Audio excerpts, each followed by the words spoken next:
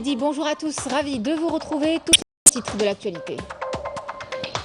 Suite aux aveux exclusifs livrés par les terroristes qui ont été capturés lors de l'opération de ratissage menée par des détachements de l'armée nationale populaire dans la forêt de Ouaddadour, près de la commune de Benizid, Daïra de Kolo, wilaya de Skikda en 5e région militaire, le terroriste capturé Ben Taïeb Youssef dit Oussama Abou Sofiane Enrassi livre ses aveux sur ses activités criminelles depuis son ralliement au groupe terroriste.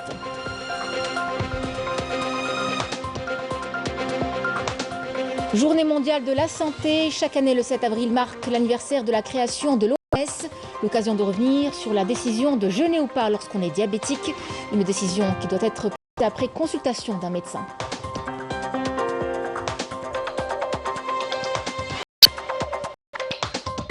Escapade, l'émission bimensuelle diffusée sur Canal Algérie et qui promeut la destination Algérie a été primée hier lors de la 2e édition d'Algeria Tourism Award dans la catégorie reportage. La cérémonie a réuni les leaders de l'industrie du tourisme.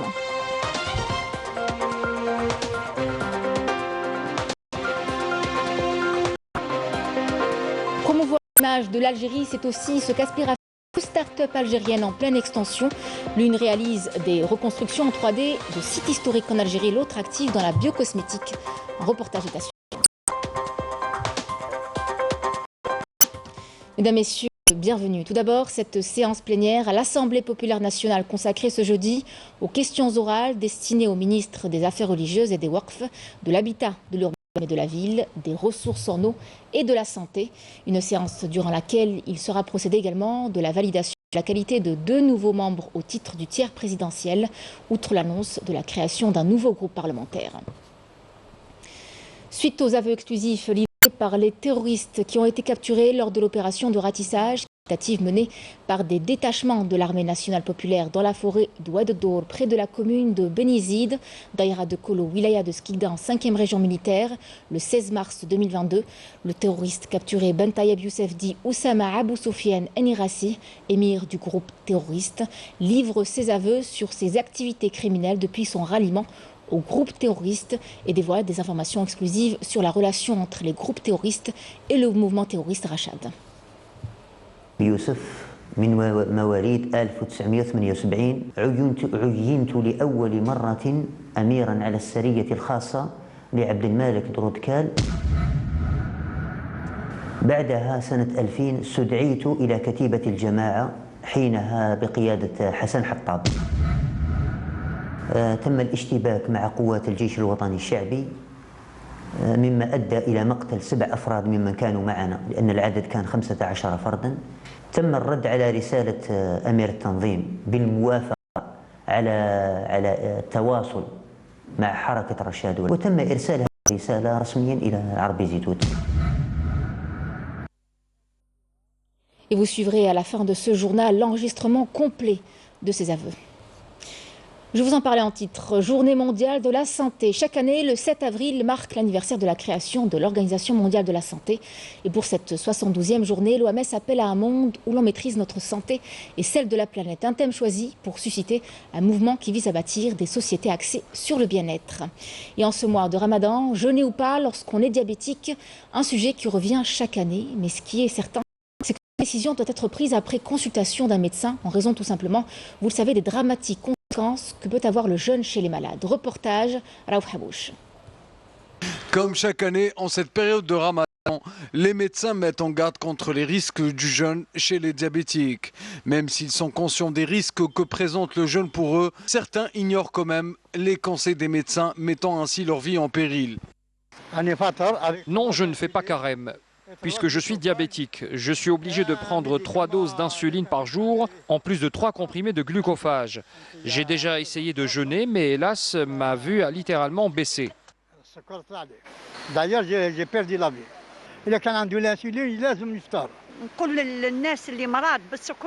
Je lance un appel à toute personne atteinte de diabète pour consulter son médecin avant de jeûner. Le diabétique qui ne consulte pas son médecin pour le jeûne, il ne fait du mal qu'à lui-même.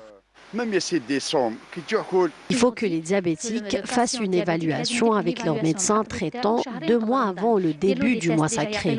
Par exemple, on demande aux diabétiques de jeûner 2 jours pour savoir s'il peut résister ou non. Il pourra donc faire Ramadan 1 mois à condition de surveiller sa glycémie régulièrement. Les patients qui jeûnent de leur propre chef, sans prendre en considération l'avis du médecin, je les mets en garde quant au danger de l'insuffisance rénale. Il faut dire enfin que jeûner tout en étant diabétique demeure une décision importante qui doit être prise nécessairement après évaluation des risques et surtout consultation chez le médecin traitant. Concilier diabète et ramadan sans mettre en péril sa santé reste donc possible. Il suffit juste de prendre les précautions nécessaires. Et vous n'êtes pas sans savoir que le mois du Ramadan rime malheureusement avec excès, notamment pour ce qui est des sucreries, d'où la nécessité de faire attention à ce qu'on mange. D'ailleurs, les spécialistes conseillent et recommandent de consommer davantage de fruits et légumes. Adopter une alimentation saine en privilégiant les repas équilibrés, riches en vitamines et en fibres, reste la meilleure façon de garder une bonne santé pendant ce mois de jeûne. Il y a des personnes qui mangent beaucoup de sucreries et de gras pendant le ramadan. Il faut manger des fruits et des légumes au lieu des gâteaux très riches et sucrés. خلال الشهر الكريم الإنسان لازم يتناول أغذية متنوعة خاصة يعني تكون غنية بالخضر. Durant ce mois sacré, les gens doivent varier les aliments et consommer beaucoup de légumes qui contiennent des fibres. C'est ce qui diminue la sensation de soif. Il faut aussi que les dattes soient présentes dans le repas et bien sûr éviter les boissons gazeuses qui sont très néfastes pour la santé. Ça peut provoquer une déshydratation. Je conseille aussi de diminuer la consommation de sel et d'épices. L'activité physique modérée est également un important allié de la santé durant ce mois.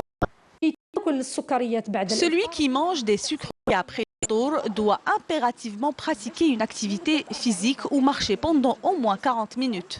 Le mois de Ramadan reste une excellente opportunité pour renouer avec une hygiène de vie saine. Ouverture d'un point de vente direct des produits alimentaires dans la commune de Dar el Beda. Il s'agit là d'un espace commercial qui propose notamment de la viande blanche de qualité et à des prix raisonnables en comparaison à ceux pratiqués dans d'autres marchés. Fatiha Bouarab et Malika Belal.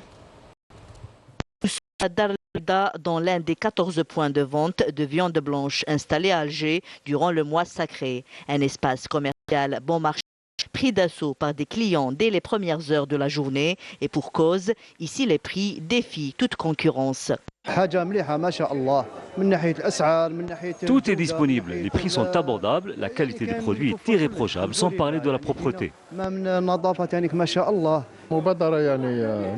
C'est une très bonne initiative, ce serait bien de la généraliser.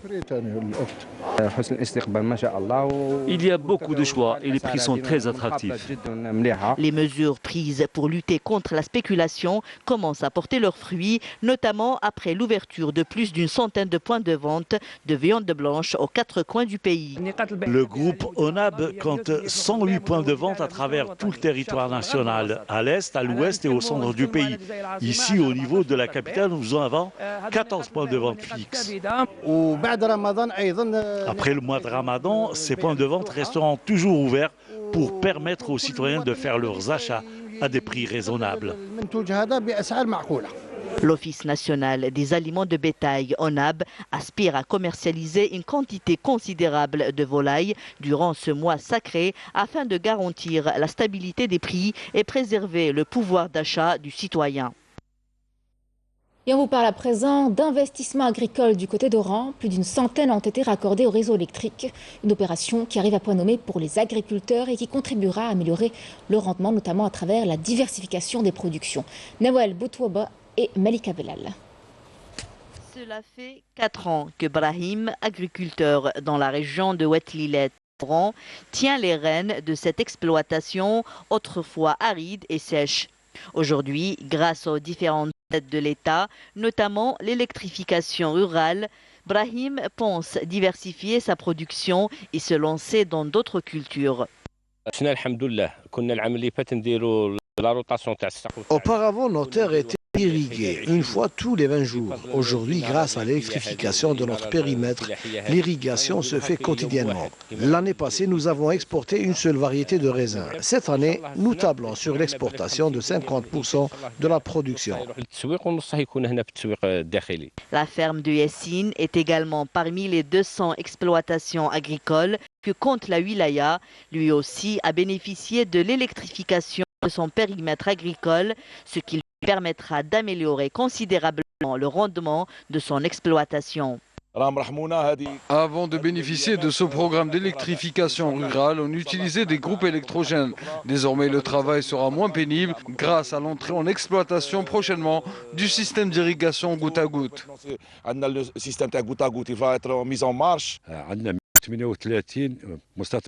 138 exploitations agricoles seront raccordées au réseau électrique. La superficie agricole globale de Oued-Lilet est d'environ 26 000 hectares, dont une grande partie est consacrée à la filière céréalière.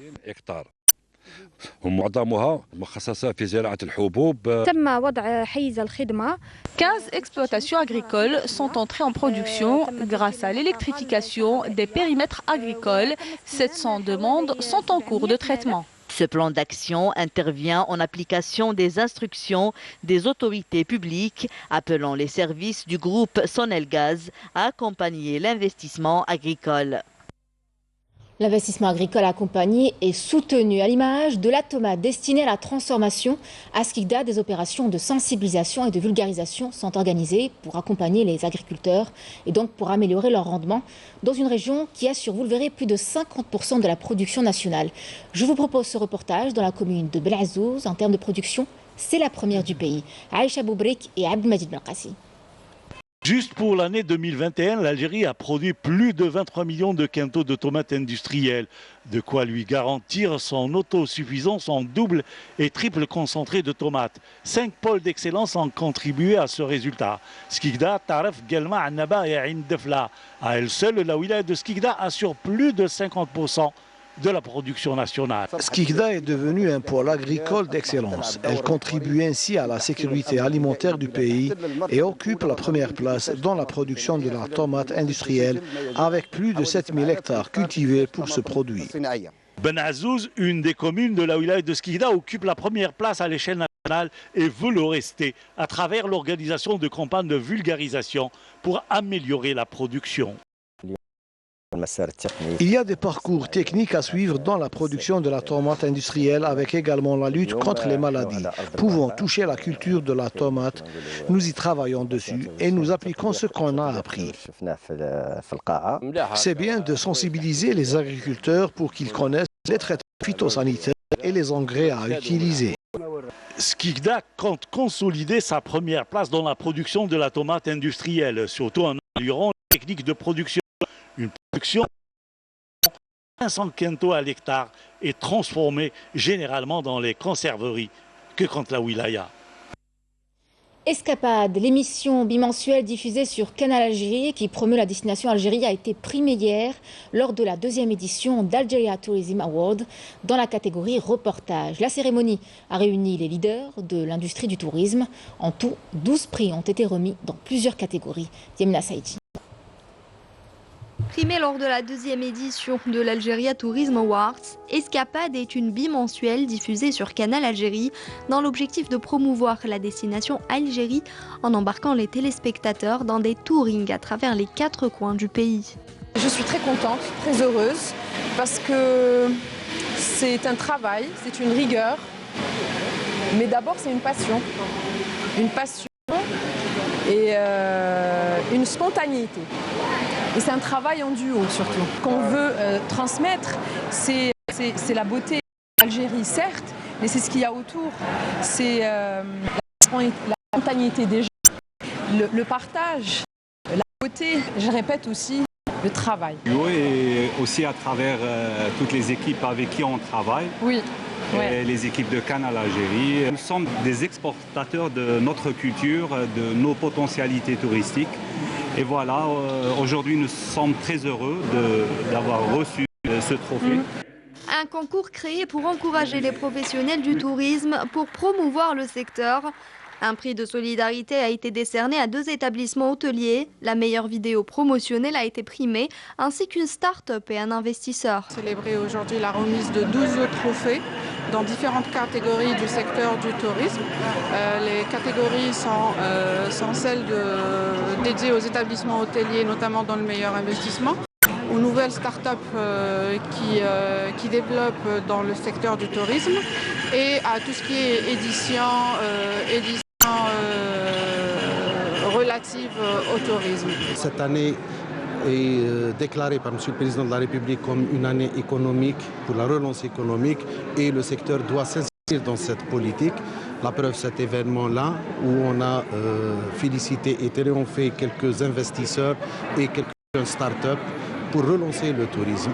L'Algeria Tourism Awards récompense chaque année les efforts des start-up, reportages, vidéastes, auteurs d'ouvrages d'art et les initiatives solidaires en direction d'une industrie touristique algérienne. Et parmi les lauréats de cette manifestation figure une start-up activant dans la reconstruction en 3D de sites historiques pour promouvoir l'image de l'Algérie. Reportage Walid Yousfi. Visiter les ruines romaines de Tipaza ou faire une virée à la Casbah d'Alger sans bouger de chez soi, c'est désormais possible grâce à la réalité virtuelle. Et c'est justement le domaine d'expertise de ces deux jeunes sœurs. Elles ont fondé leur start-up il y a un an de cela et depuis, elles parcourent le pays pour faire des reconstructions numériques du patrimoine algérien. C'est d'abord un projet qui est venu par passion pour le patrimoine. Donc on a essayé de trouver des solutions pour valoriser le patrimoine algérien et on a voulu toucher les jeunes avec les nouvelles technologies. Donc on a associé les deux. Nouvelles technologies, la réalité virtuelle et la réalité et le patrimoine. Donc ça donne des reconstitutions historiques. Un travail minutieux qui nécessite parfois des mois de recherche pour une reconstruction exacte du site en question. Alors c'est beaucoup de recherche et de documentation, donc on va aller voir tout ce qui peut se rapprocher au lieu aussi, tout ce qui est livres, relevés archéologiques, illustrations, tout ça. On va traiter, on va comparer, on va voir les informations les plus fiables. Et on va les retranscrire petit à petit en images de synthèse, en 3D. Alors déjà, le but premier, c'est la valorisation et le rendre surtout accessible. Donc pour tout le monde, mais surtout pour les jeunes générations qui délaissent un peu tout ce qui est culture et patrimoine au profit d'autres choses, par exemple. Donc de lier les deux, c'est-à-dire le gaming, entre guillemets, parce que c'est quelque chose, le casque, c'est une technologie... Voilà, si virtuel et tout, et de lier ça avec un certain aspect du patrimoine, donc ça intéresse plus. Revaloriser le patrimoine algérien, c'est aussi l'objectif de Djalal. Ce pharmacien de formation a tout laissé tomber pour créer sa propre start-up. Son rôle se résume plus ou moins à l'extraction du principe actif présent dans la nature, notamment celui se trouvant dans les eaux thermales. Qui fabrique des produits cosmétiques à partir d'éléments naturels, tels que les végétaux, les extraits végétaux, l'eau thermale ou bien les produits de la ruche, l'eau marine, on a les produits du Sahara, les dattes, les produits de la nature, tout ce qui est algérien, tout ce que donne la nature algérienne. C'est pour la première fois en Algérie que l'eau thermale a été utilisée dans la fabrication de produits cosmétiques. Nous avons pu analyser toutes les sources des eaux thermales de la station et extraire les éléments qu'il nous fallait pour produire et fabriquer une nouvelle gamme moderne de produits cosmétiques demandés dans le monde entier. Avec sa start-up depuis 2021, elle prévoit de passer à une production industrielle et exporter son produit à l'international. La wilaya de Borj Bouarerej a été secouée ce matin à 9h35 par une explosion dans une habitation du 5 juillet. À l'heure où je vous parle, on déplore le décès d'un bébé de 9 mois et 7 blessés, dont 3 sont dans un état grave. Une femme de 40 ans et 2 enfants âgés de 3 ans et 11 ans. Les raisons de cet accident restent encore indéterminées. Le Parlement espagnol vote ce jeudi la proposition de 3 blocs politiques appelant à corriger la position unilatérale du Premier ministre Sanchez concernant le conflit au sein occidentale. Les parlementaires défendent le droit du peuple sahraoui à l'autodétermination et mettent l'accent sur les résolutions des Nations Unies. Abdelmajid Mekassi.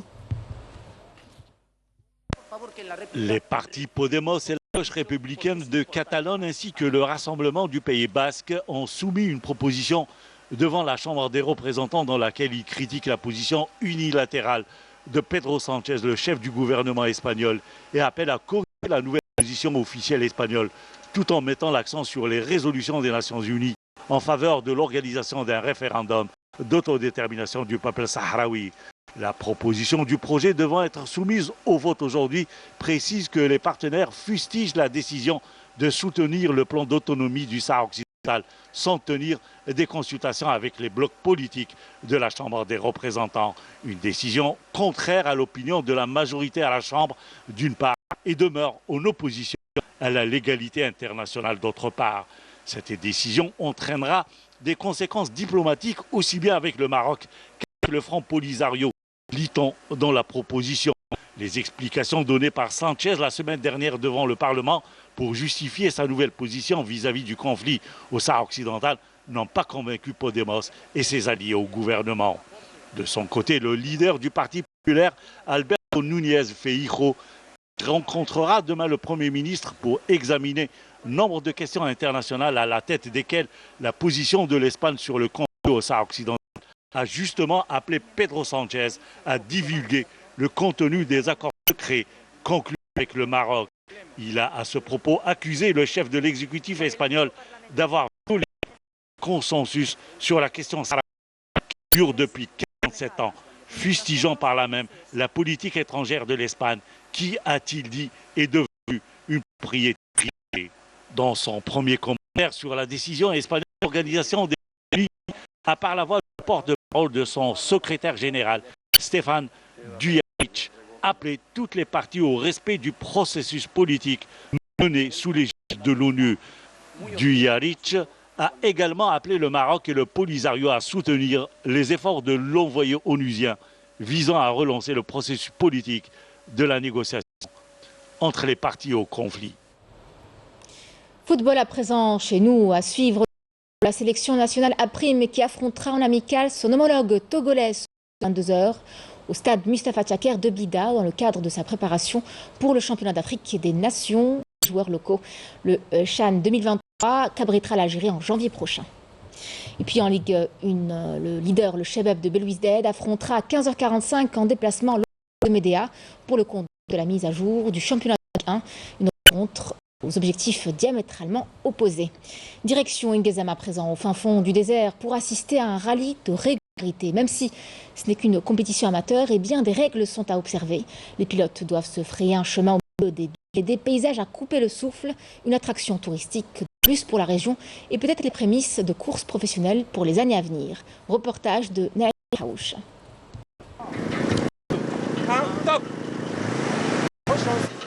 C'est le rallye de tous les défis.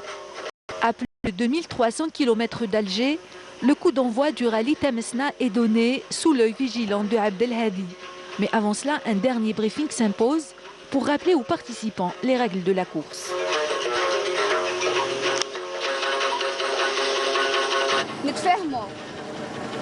C'est pas un rallye professionnel. Sinon, on va respecter le timing, la vitesse moyenne. Les agences de voyage, vous êtes responsables de votre pilote. Il est essentiel de respecter la vitesse moyenne fixée à 70 km/h. Il faut également laisser passer 1 minute entre chaque véhicule. Là, on est en train d'organiser un rallye de régularité. On fait la vitesse. Donc il faut bien prendre en considération باللي عنده وقت محدد يمشي فيه. يعني c'est-à-dire ça va être une autre journée, يكون un règlement particulier واحد آخر. يكون فيه la vitesse. Tout dépend. Chaque course a son propre règlement. بارك الله فيك. Parce que ça diffère. Chaque rallye كيفاش يندار. Le pilote est accompagné par un chef d'agence qui doit constater si, effectivement, la région est propice quant à la tenue de tel événement. De l'avis du spécialiste, la réponse est sans équivoque. Un vrai rallye ici, la prochaine fois, l'année prochaine, ça va être plus facile pour moi. Ça y est, j'ai une expérience fabulous. Et vous pensez que les gens vont venir? Ben oui, bien sûr. Je vais les convaincre. Ah, il faut y aller. Il est 11 h du matin. Nous avons parcouru près de 40 km de piste. Nous regagnons ensuite la route nationale 1, la route de l'unité africaine. 20 minutes plus tard, nous reprenons la piste. Nous sommes passés par Birouten, Intelouk, Forêt Taberkatin et In Erder pour franchir enfin la ligne d'arrivée. 13h35, 10. C'était une super expérience, vraiment enrichissante, vraiment nouvelle. Et Inch'Allah, on le refera. C'est la première fois, mais fait rallye très bien. On a gagné les deux prix. On a gagné le prix. On a gagné le prix. Et les deux drapeaux. جريت déjà des courses. Si, j'étais مع جماعة تاع لي موطو نهار اللي داروا الجيطام مشيت معاهم. وسي مون دوزيام فوا. Donc le prochain rallye. ان شاء الله نزيدوا نتعلموا chaque fois des expériences. C'est indispensable. D'accord. يعطيكم الصحة. C'est vous. Tamesna Rally, c'est fait. Ingzem vient de connaître son premier rallye. Certes, il s'agit d'un rallye de voyagistes, mais avec les petits ruisseaux, fait les grandes rivières, sans jeu de mots.